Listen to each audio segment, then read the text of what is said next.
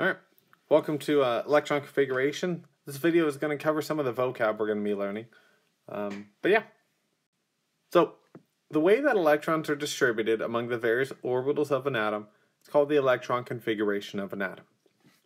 That means that when you're finished, you'll be telling me where all the electrons are placed, at least in their relative orbitals.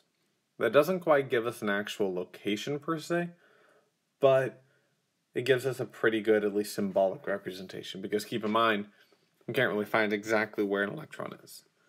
What this helps us do, though, is narrow down basically areas where some electrons may be found. So, in the 1920s, Pauli and Bohr partnered together and discovered that electrons fill orbitals requiring the least amount of energy first. So that means that orbitals are filled from close to the nucleus outwards.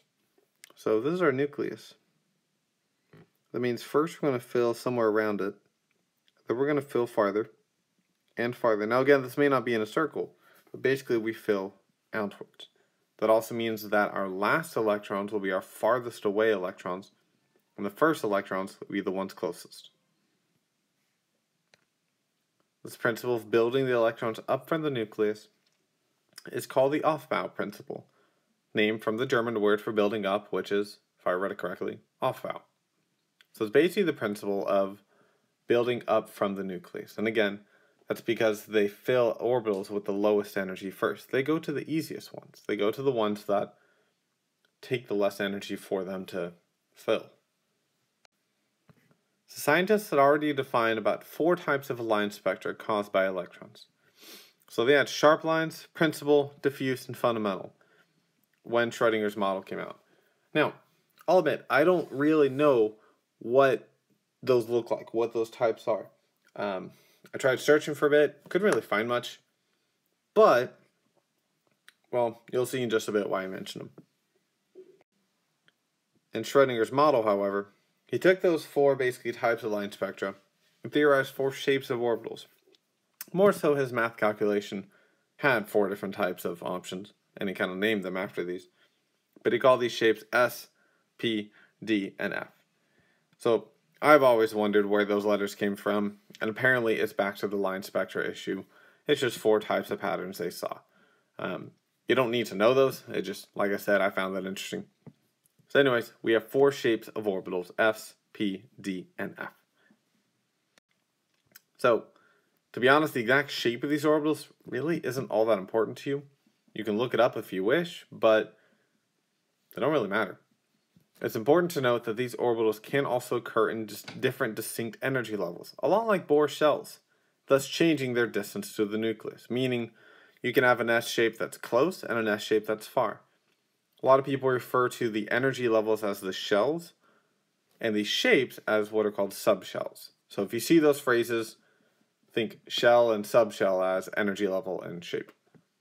So, anyways, orbitals are typically then denoted by writing their energy level before their shape, such as 1s, 2p, or 4f. Sometimes that 1 or 2 or 4 will be called the principal quantum level.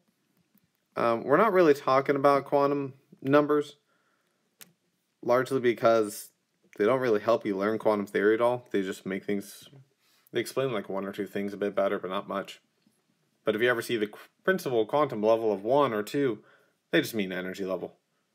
So anyways, that means we can have an orbital of 1s says that's a really close orbital, but a shape of S. Or 4f is a little bit farther away, and it's going to take an F shape. So,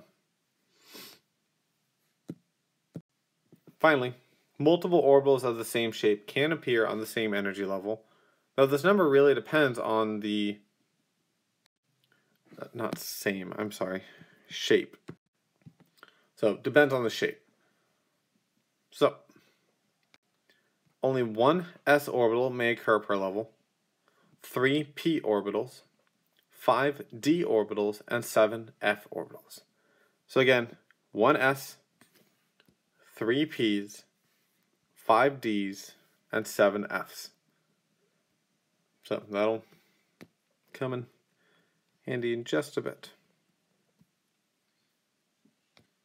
That means that ultimately we can find 2 electrons in our s orbitals, 6 in our p, 10 in our d, and 14 in our f. So, again, 2, 6, 10, 14, keep that in mind. In addition, we find that not every shape will occur on every energy level. So here's our phone chart. One thing that actually one of you guys wrote your papers pointed out that you can only have as many shapes as the energy level. Meaning on energy level 1, there's only one shape. On energy level 2, there's 2 shapes. 3 is 3 shapes, 4, and actually onwards are 4 shapes. There are a few more shapes that Schrodinger predicted. At our level, we don't care. If you go on to be a chem major, learn it, come back and tell me. But you only care about these 4 for now. Notice though that we start with S, then P, then D, and finally F. So there you go. This also, by the way, means that you will not see a 1P. You won't see a 2D. You're definitely not going to see a 1F, etc. So, as always, thanks for watching.